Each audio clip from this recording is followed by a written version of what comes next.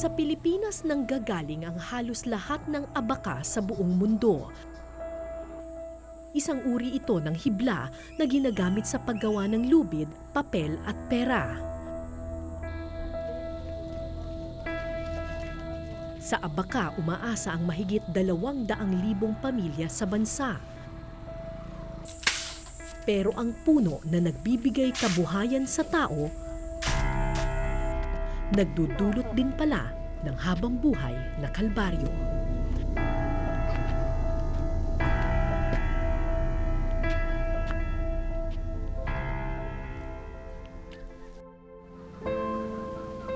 Sa edad na 94, si Lola Florentina Duran ang pinakamatanda sa Barangay Luctoga, Libacao, Aklan. Bulag, bingi at may sakit na filariasis. Katad naman, rinagnatakal. Aginay ako pangadang pailawad. Siyang adlaw nga pailaw doon kay Manika. Kapal na ko nga pati ay katampoy hay. Hindi kahapon na nagbabuna kaya agairelog. Nung nagtatrabaho ka, saka ka nagkaroon ng sakit? Oo. Ay may siya ang ayata pa siya. Tulad ng maraming pamilya sa Libacao, sa pagsasaka at pag-aabaka umaasa noon sina Lola Florentina. Hindi lang siyang may ganitong sakit sa kanilang pamilya. Yung kapatid niya ganyan man, kaya lang patay na. Oo, yung Kapatid kapatid niya, niya. namatay na may ganyan din. Ewan ko kung yan. Malaki rin ang paa ng kapatid niya. Ano yung pagmayad na? Namatay siya. Ay tarugahan sa puno ka pa ako ang banog. Hanggang dito lang maga. Pumanaw na ang lahat ng kaanak ni Lola Florentina.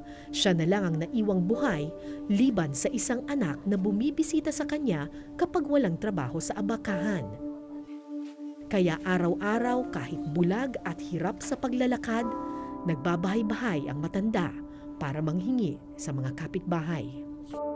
Kasi hindi na natin Ay, yung anak akado niya ko, doon ay, kung padala ko araw sa bata. nag-ani.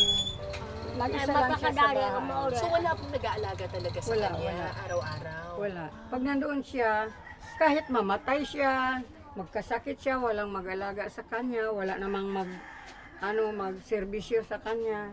Kahit mamatay siya sa bahay na yan, walang tao dyan. Bago namin malaman kung may tao na makadaan, at patay na, yan na, wala na. Mahigit 6 na dekada nang iniinda ni Lola Florentina ang kanyang sakit. Sa loob ng maraming taon, hinayaan na lang niyang lumaki ang kanyang paa nang di natitignan ng doktor. Kaya kung ano-ano na lang ang kanyang ipinapahid at iniinom. Pag masakit Lahat ng ang katawan. katawan sa buong katawan, ito lang ang gamot na ginagamit mo. Para siyang Mga ubo. menthol, parang balm, mentholated balm. Manghang yun. Yung ano, Mas manghang parang kasi sa tao. lompas, no? Yung umiinit. Opo. Matang bongga na tumar ko kay Kalareng, hindi matago magkapas. Dahil pangay ko betek, banyusan ko nakapas-kapasit kayot. Hindi ako magmayad. Kubos ko yan, boyong. Ang filariasis ay isang sakit na mahigit 100 taon na ang tanda sa Pilipinas. Kabilang ito sa mga tinatawag na neglected tropical diseases. Dahil kumpara sa mga bagong sakit, hindi na ito napagtutuunan ng pansin dahil sa sobrang katandaan.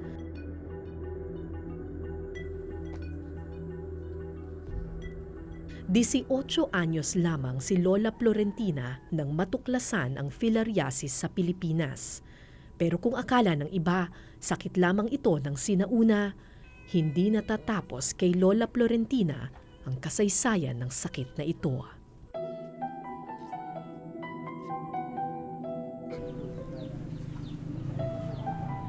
Matagal na ring iniinda ni Porperio ang sakit na filariasis.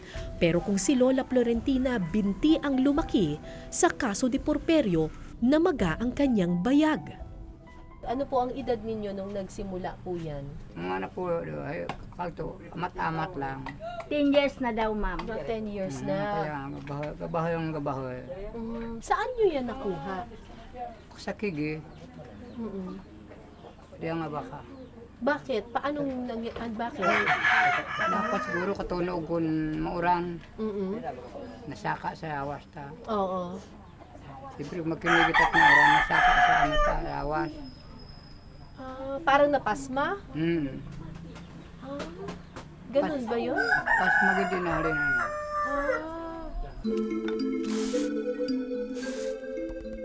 Karamihan sa mga positibo sa filariasis ay mga magsasaka ng abaka. Paniwala nila na pupuwersa raw kasi ang kanilang katawan sa tuwing hinihila nila ang puno para lumabas ang hibla. At dahil basa raw ang kanilang tinatapakan, madali raw silang napapasma na siya umanong nagdudulot ng pamamaga. Hindi lang isa, kundi halos 100 residente ng Libakaw positibo sa filariasis. Karamihan sa kanila nagtatrabaho sa abaka. Ba't po kayo hindi makatayo? Hay, gabi na sa kaya. Sumasakit na malakas. Sumasakit. Dito lang. Pati ba dito? Ah. Sumasakit din? Ang sa hawak kong amat. Dito sumasakit din, tsaka dito. Saan nyo kaya nakuha iyan? Hay, doon sa awas doon. Tinapa ko sa mabasa ay nagasaka do kaya. Tumataas dito. Kung sa itlog. Tulad ni Porperio, naniniwala rin si Loterio na pasma ang dahilan ng kanyang pagkakasakit. Bahagi raw talaga ito ng kanilang trabaho. Katunayan, pati ang kanyang kapatid may ganito ring karamdaman. Babaw mo ang man ugit bahor do. Duwan. Ayan, oo nga. Kapatid niyo po yung si Loterio? Ay, magkampod. Magkapatid kayo. Oo. Kailan po ninyo nakuha yung ganyan, yung malaki? Buhay doon. Sa di Matagal mo na. gilbeer. Sa di mo Sa gilbeer. kilig yan, ma'am. Sa abakahan. Sa baka. Talaga? Bakit? Oo. Paano po? Yung sa tubig siguro. Nagpunta ka sa doktor? Wa. Bakit? Hay, nahadlok. Nahadlok ka sa doktor? Bakit? Hay, wat. Malibunog. Walang pera. Bukod sa walang pera, ayon kay Jose, normal na raw sa kanilang mga magsasaka ang magkaroon ng ganitong sakit. Marami nga raw sa kanilang mga ninuno may filariasis din. Tiyo ko, Ang tiyo ninyo, dito sa Manika, o sa Menica, ay bahay may anang itlog. Nga, yan nga siya. mas malaki pa dyan. Oo. Gano'ng kalaki? Ma'am, magbuo ka niyog. Parang isang nyug. Oo. Talaga? Oo, ay te pabling. Bihira nang magtungo sa bayan si Pablito Kokoy. Nahihiya kasi siya sa kanyang sakit. Masyado na rin daw itong mabigat. Hirap na siyang magtrabaho. Kaya ang trabahong pag-aabaka, ipinamana na niya sa kanyang anak. Hindi po kayo nahadlok na baka yung anak ninyo magkaroon din ng ganyang sakit? Hadak mga nilad, sinawa mga nisa na tiamot. Wamat ipabuyong. Wamat mga pangita, wamat mga produktong iba. Oo. Malayo sa bayan ang bahay ni Pablito kaya bihira siyang makapunta sa mga health center at ospital. Hindi na siya umaasang gagaling pa siya sa sakit na ito. Ilan po ang mga kamag-anak ninyo na meron na rin ganyan? Nambilog pa to sa Manika. Bro, sa irira yan naman katama mga sakit yan at mga itlog. Ay, gano'n. Mga ilan po sila? Mga 10, ganyan? Sarang-sarang pa. Mas marami pa sa 10. Tulad ng ibang taga-Libakaw, natutunan na raw nilang tanggapin ang sakit na filariasis. Isang di maiiwasang sakit na dulot daw ng kanilang kabuhayan. Pero ayon sa mga doktor, mali ang ganitong pag-iisip. Actually po, ang dahilan po lang ng filariasis ay lamok po. Lamok. Lamok po ito na babaeng lamok. Oo. Kasi sa lahat mga lamok, babae lang po ang nangangagat na lamok. Okay. So, ang pangalan po ng lamok nito belongs to Aedes family, which is ang kanilang pangalan, Pusillus po. Okay. So, ito po ang characteristic po ng Pusillus. Ito po ay usually nakatira sa mga abaka.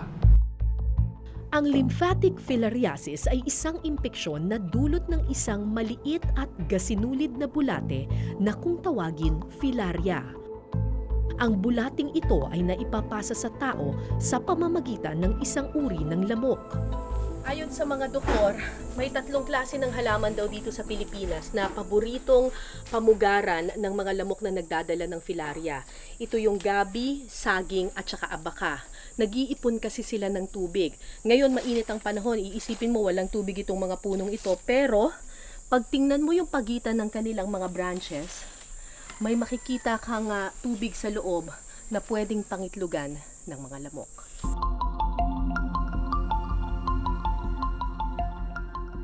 Kapag nakagat ng lamok na Aedes pusillus ang isang taong positibo sa filaria, papasok ang bulate sa loob ng lamok.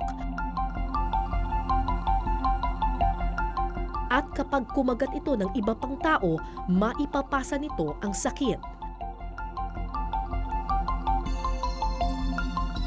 Sa loob ng ating katawan, posibleng mangitlog at dumami ang mga bulating filaria. Sa simula, wala kang mapapansing anumang pisikal na sintomas. Tahimik kasing nagpaparami ang mga bulate sa loob ng ilang taon. Lalabas lamang ang sintomas ng sakit makalipas ang 10 taon kapag namatay na ang mga bulate. Maiipon at babara kasi ito sa mga lymph nodes o kulani ng tao. Ito ang magdudulot ng pamamaga at paglaki ng ilang bahagi ng katawan tulad ng binti, bayag at suso. Ayon sa mga doktor, dahil patay na ang mga bulate sa kanilang katawan, hindi na nakakahawa ang mga tulad ni Pablito at Lola Florentina.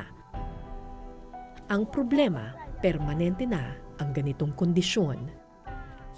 According to DOH po, mayroon po kaming successful na scrotal operation. Hindi lang po ito sa province ng Aklan, pero meron. Pero po itong sa paa, mukhang wala po. So sabi naman ng mga may deformity, okay na lang na mas malaki yung paa ko kaysa putulin yung paa ko. Wala mang pag-asa ang mga tulad ni na Lola Florentina. May pag-asa pang agapan at maiwasan na kumalat ang filariasis. May gamot na kasi laban sa sakit na ito. Noong 2001, nagsagawa ng Filariasis Eradication Program sa Pilipinas na mahagi ng libreng gamot para sa mga taong posibleng apektado. Ang problema, Dito ma'am, ayaw nilang uminom ng gamot sa filaria dahil yung iba sabi nila nagkasakit lalo sila at saka kung uminom, nahihilo, nilalagnat at saka na parang nanghina. Mabuti pa daw hindi na lang sila uminom kasi wala pa silang sakit. Pag uminom nagkasakit. At kung pipilitin namin sila ma'am, sabi nila kung mamatay daw sila, kami ang bahala sa buhay nila. dahil hindi lahat sumusunod sa pag-inom ng gamot, nananatiling buhay ang bulate sa dugo ng ilang tao at patuloy itong kumakalat. Ngayon, hindi na lang mga magsasaka ng abakang na apektuhan, kundi pati na rin ang kanilang mga anak.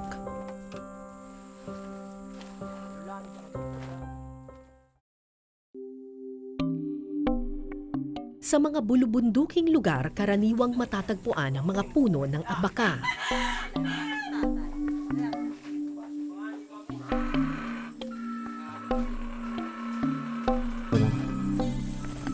Papunta tayo dun sa lugar kung saan kumukuha ng abaka sina Tatay Raimundo tsaka si Elsa. Makikita nyo naman dito pa lang sa simula, masukal na.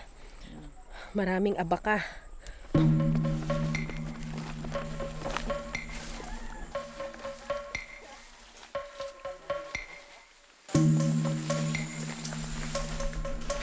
Mahigit 50 taon nang nag-aabaka si Raimundo Esto, 77 years old. Abaka ang bumuhay sa kanyang pamilya, kaya abaka rin ang pamana niya sa kanyang anak na si Elsa. Pero hindi lang kabuhayan ang ipinamana ng ama sa kanyang anak, kundi pati ang sakit na filariasis.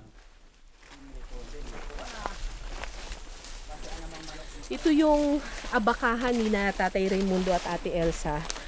Medyo masukal na dito sa lugar na to. Talagang napaliligiran siya ng mga abaka. Tapos very damp yung lupa, at medyo malamig at madilim dito sa lugar na to. Ito yung paboritong pamugaran ng mga lamok.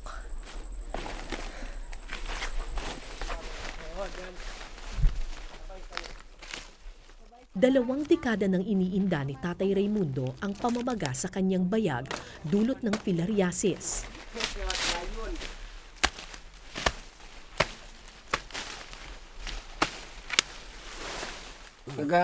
Ako edad ako 50 anyos.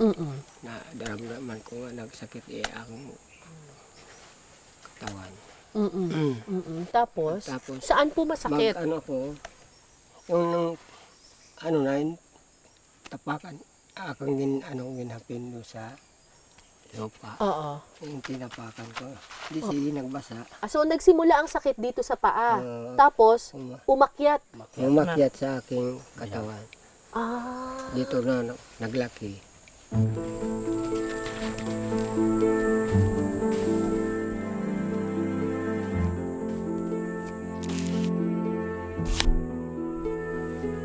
Masipag si Tatay Raimundo.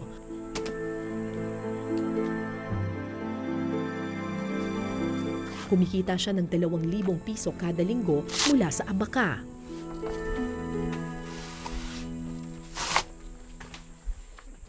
Pero simula nang siya'y magkasakit, humina ang kanyang katawan. Kaya kailangan ng ipasa ang kabuhayan sa mga anak.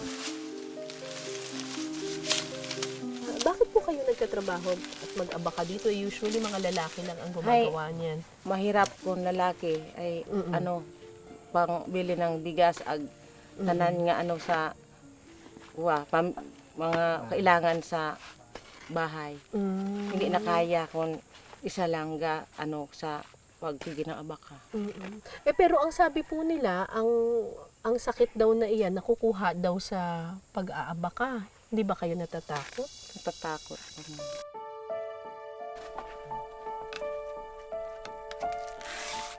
Si Elsa ang humalili sa trabaho ng pag-aabaka.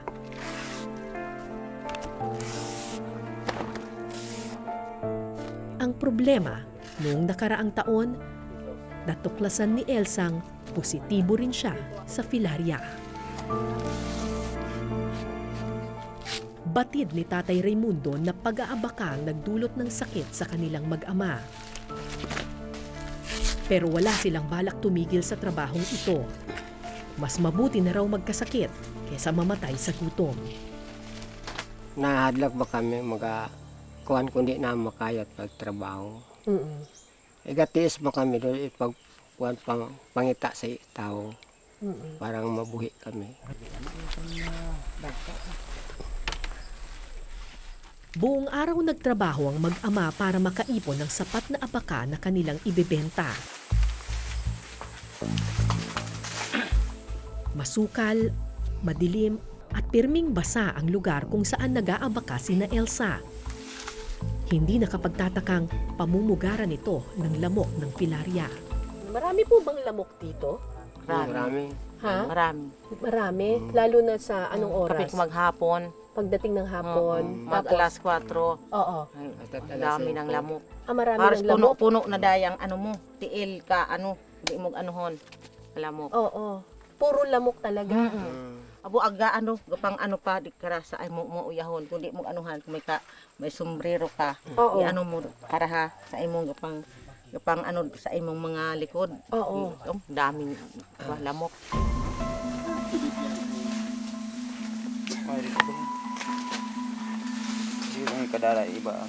Actually po, nocturnal feeder po itong klaseng lamok na to. So, ibig sabihin po sa gabi po siya nangangagat. At sabi po ng studies, ang active na biting time nila is in between 10 to 12 p.m. po. So kung saan po yung natutulog na yung mga tao, doon po siya talaga active na nangangagat. Sa gabi po siya. Kaya pagdating ng hapon, matapos ang buong araw na pagtatrabaho, nagyaya na akong bumaba ng bundok. Ito na lang po. Ako na. Ayokong abutan ng dilim sa abakahan. Pero hindi sumama si Elsa. Maiiwan po kayo dito? Opo. Ha? Bakit po? Kasi Mag-aba ka pa? Oo, mag-aba ka pa. O sige. Kami aalis na kami, Nay, ha? Opo. Sige po. Udahan. Oo, sige po tay, una na po kayo.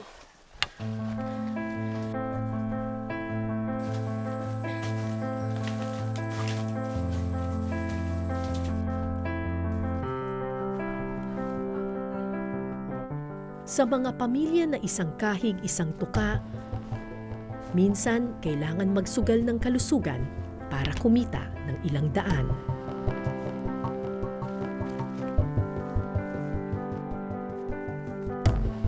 Matagal nang sinusubukang sugpuin ang sakit na filariasis. Layunin ng World Health Organization na pagdating ng 2020, wala ng filariasis sa buong mundo.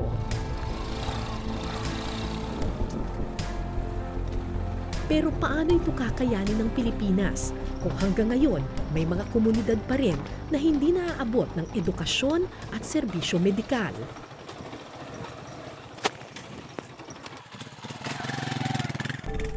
Sa buong Pilipinas, 6 na probinsya pa ang may filariasis. Ang masaklap, nitong taon lamang natuklasan sa Libakaw, Aklan na hindi na lang matatandang magsasaka ang tinatamaan ng sakit na ito, kundi pati na rin ang mga bata. Base sa huli naming data, ay yung pinakabata pong nakunan namin ng dugo na nag-positive is 9 years old po. At malungkot po yun kasi iniisip namin paano po siya nagkaroon ng ganong sakit kung hindi naman po siya talaga active dun sa involvement sa abaka. May abakahan. Opo. Estudyante sa kolehiyo si Camille. Hindi siya nag-aabaka pero positibo siya sa filaria. Nung sinabi nila na positive ka, anong reaction mo? Siyempre, medyo naapektuhan din kasi yung side effect kasi ng filariasis, yung lalaki ng mga katawan. Ganun. Oo. Pero wala ka namang ganong naranasan. Wala naman po. Wala Sa awa ng naman. Diyos, wala naman. Oo. Pero sabi nila kasi after 15 years, doon yung effect ng pag may filariasis ka, Oo. doon na makikita yung effect. At sa tingin mo, saan mo nakuha yung sakit? Maybe kay tatay, kasi nagtatrabaho sa tatay sa abaka. Mm-mm. Yung naisip ko, baka nag-transfer lang sa akin. Pero ang sabi nila kasi daw nakukuha daw yun sa kagat ng lamok. Opo. Nagpupunta ka ba dun sa mga lugar na malamok or... Sa totoo lang po yung abaka kasi dyan lang sa baba. Kaya mo yan? Ang dami mo na nainom na ganyan. Umiinom na ng gamot laban sa filaria si Camille. Araw-araw sa loob ng 2 linggo, kailangan niyang ubusin ang 3 tabletang pampatay ng bulate. Malaki ang pag-asang gagaling siya sa sakit na ito.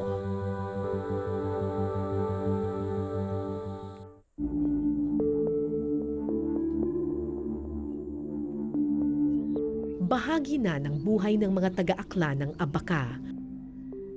Tanggap na nilang pinamumugaran ng lamok ang mga ito. Pero hindi kailangan tanggapin na bahagi ng kanilang kabuhayan ang sakit na filariasis. Maaaring pagsabayin ng pagsasaka at pag-iwas sa sakit. Pero para magawa ito, kailangan ng edukasyon at pagbabago ng lumang kaisipan. Kailangan lahat maabot ng serbisyo medikal. The only way to stop this is to take that mass drug administration. Dapat po, 60-85% of the total population within 2 years old and above should take that meds. Ang problema po, may ilang tao na hindi po sumusunod nun. At ang implikasyon po niyan, siya po, kung sakali pong meron siya, ang transmission po hindi po mawawala.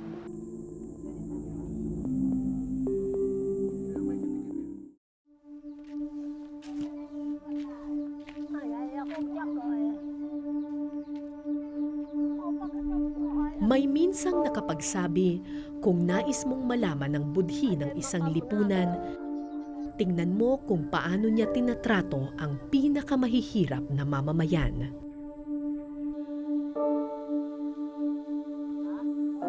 Ang filariasis ay isang sakit na kadalasan mga mahihirap na sektor lamang ang tinatamaan. Mga komunidad na malayo sa ospital at serbisyo medikal, mga lugar na salat sa impormasyon at edukasyon.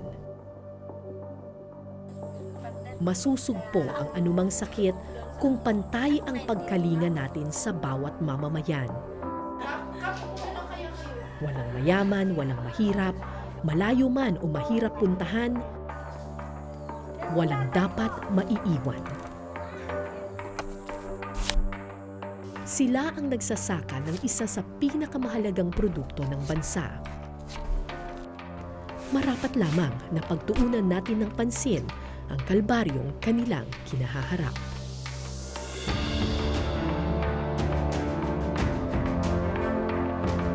Ako po si Cara David at ito po ang Eyewitness.